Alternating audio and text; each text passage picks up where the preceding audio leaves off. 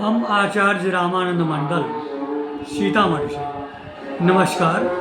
आज हम लाल दास कृत रमेश्वर चित मिथिला रामायण के पुष्कर कांड से पाठ कर रहा छी। चौपाई। यही विधि बजला मुनि गण जखन मधुर ही हंसली सीता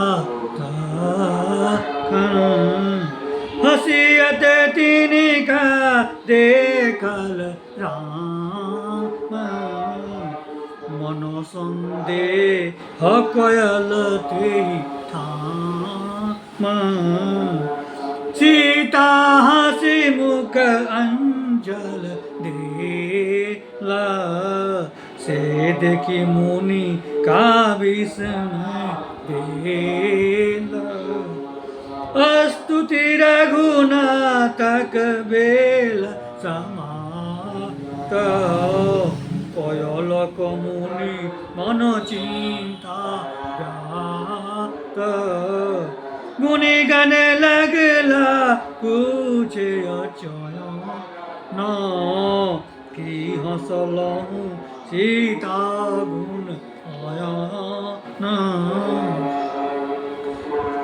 सह कहल जे देखल नयन बजलहु हम नयनर गल बयान राम विस्मित काल विचारी की हंसलहु कहुए सुख पाई मुनिगण पुनः सीता हास्य को और कहो निर्व्याज सीता उतर तनिका कहल सुनु मुनि हंसी कहे तुझे रहल दशमुख पद वरण कयल तेई में बहुत प्रशंसा धयल रावण छल मृतक शरीर